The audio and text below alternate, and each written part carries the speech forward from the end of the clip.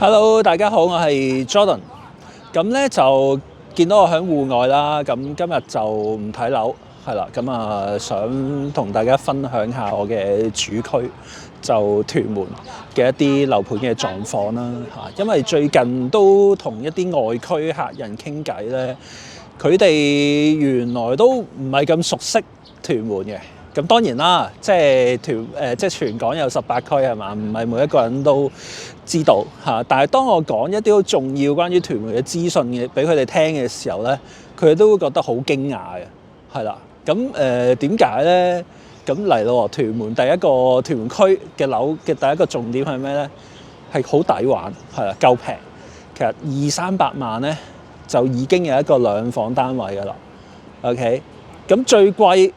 如果兩房就係我身後嘅，見唔見到身後嘅一個呢個屋苑叫龍門啊，新鴻基嘅靚樓。咁講緊兩房其實而家都係做緊700零萬啫，係啦。咁你諗下，如果市區即係一啲二手樓啦，或者一啲比較上高檔少少，可能九龍城區你2房兩房單位可能都1000萬起跳啦，係咪先？係啦。好啦，咁屯門就有一個咁樣嘅一個特質，就係啲樓係特別平嘅，係啦。咁最近多咗客問點解咧？個市係可能真係暢旺咗，係啦。咁睇翻2025年季尾咧，其實開始升緊啦，係啦。咁如果大家有留意樓市嘅話，亦都知道好多新聞都報導咗，2025年整體嗰個樓市其實已經係升咗大概5%咗緊啦。咁預測2026年咧，有機會有10%嘅增長，係啦。咁點解咧？好簡單嘅啫，因為2025年係一個我哋叫圓底啊，係啦。成個樓市咧係響第一季2025年第一季係跌㗎嘛，即係大家都好記得係啦，好慘淡咁樣，都唔知跌到幾時啊。跟住去到大概4-5月嘅時候咧，停咗落嚟喎，係啦。咁我哋即係地產佬啊，最經常講嗰個叫做 CCL 中原城市領先指數，嗰數字其實一直停響136，係啦，停咗好耐啊，差唔多成年咁樣啦，即係上下游走咁樣啦，係啦。好啦，咁到今年咧，其實已經去到140幾，係啦。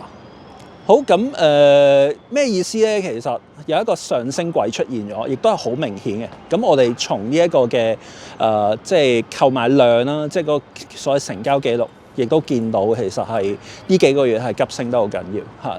再加上我哋嘅查詢量其實都好犀利，係啦。咁所以今次呢條片咧就盡量用短時間內啦去介紹下屯門整體而家樓價嘅樓市啦嘅發展係點？係啦，咁頭先講咗啦，屯門最市中心嘅樓盤就係叫龍門啦。其實我而家就身處響呢一個嘅屯門公園，係啦。咁啱啱行咗過去屯門河嗰邊，係啦。咁屯門公園係屬於屯門嘅市中心，係啦。咁旁邊就係龍門啦。咁變咗就即係都明㗎啦。所以點解龍門係最好？因為最正中心啦最便利嘅一個嘅位置。OK， 咁而家龍門咧其實房型都多嘅，一房去到4房一套連工人套，再加呢一個嘅再上啲複式都有嘅，係啦。講緊平均尺價可能都係15,000蚊，但係升緊㗎啦，差唔多去到16,000啦，係啦。咁兩房其實講緊都要850至到900萬。係啦，呢個3房嚟嘅，兩房係700零萬，係啦，3房就800零，去到900萬啦，係啦。OK， 好啦，咁去到呢一個位置咧，咁大家亦都要留意下，呢個係西鐵站。西鐵站咧，其實我而家就沿呢一個嘅屯門河方向行緊翻出去呢一個嘅屯門碼頭嗰邊，係啦。咁點解要咁做咧？因為其實嚟緊呢幾年咧，見到好多工地啊，係啦，都即係屯門河已經變成條即係工地啊？點解啊？因為屯門南延線起緊啦。見到啦，大家呢一個位咧就係原本係我哋叫屯門站尾站啦，係啦，西鐵屯馬線嘅尾站。咁而家開始咧整緊啲工地咧，就做多2個站出嚟，我哋叫屯門南延線。OK， 南延線咁就直接咧 extend。即係延長呢一個屯馬線，去到邊度咧？去到屯門碼頭 ，OK， 中間多一個叫做16區站，16區就喺而家嘅屯門泳池嗰嘅位置 ，OK。嗱，咁呢一個信息咧好重要啊，但係其實好多人都未必係好在意或者好留意，係啦，因為事不關己啊嘛，係嘛？唔係住嗰度就唔知啦。咁但係普遍嚟講咧，一般如果有地鐵站起嘅話咧，其實嗰區即係有地鐵站嗰區嘅樓價都會升，係啦。咁傳統嚟講咧，屯門碼頭區同埋屯門泳池區咧，其實都俾人有一個叫做交通不便嘅感覺嘅印象嘅，係啦。咁因為好簡單啫嚇，西鐵唔到啊嘛，係啦，西鐵唔到。咁但係其實一般嚟講都係巴士啦，都係輕鐵啦出入啦，咁就為主嘅。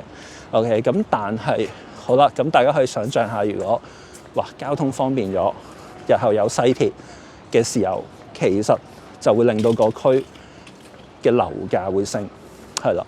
咁點解咧？好簡單嘅啫，屯門碼頭區啦，先講屯門碼頭，冇位起，冇地㗎啦，基本上冇位㗎啦，係啦，冇地可以起新樓啊，係啦。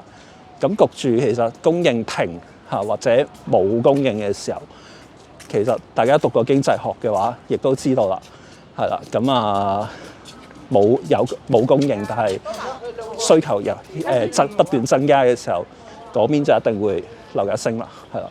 好啦，咁啊講咁多廢話，不如都係講下啲樓盤啦。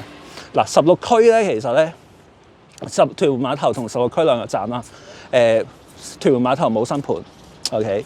咁嗰邊咧就全部都係二手樓啦，嚇，多數都係30零年樓齡，係啦。譬如話最著名嘅由萬美海灣啦，係啦。咁跟住有原住就可能有啟豐園啊、海翠啊，係啦。甚至乎舊少少有美樂，係啦。大單位尺數嘅美樂花園，係啦。咁啊最尖端咧就有惠豐園，係啦。好啦，咁亦都有居屋嘅魚湖山莊，係啦。咁普遍嚟講咧，講緊都要400零萬，去到可能700零萬啦，係啦。咁而家炒緊嘅啦，係啦，炒起緊嘅啦，好急啊！而家啲二手樓價係啦。好，跟住到16區，16區咧其實係有一塊而家叫做屯門泳池嘅地啦，係啦。咁嚟緊喺嗰個位咧，嗰個 area 就有好多新樓啦，係啦。咁有大量供應，但係講緊好靚嘅，全部都係新啊嘛，係啦。咁預計嗰個尺價咧，可能去到2萬蚊一尺都唔出奇。咁但係講緊而家16區附近嗰一啲嘅二手樓，譬如話南浪海灣啊、海淀軒啊、呢一個嘅翠玲花園啊、嘉裕半島啊，呢啲其實都係1萬蚊鬆啲嘅啫，係啦，1萬蚊鬆啲一尺，係啦。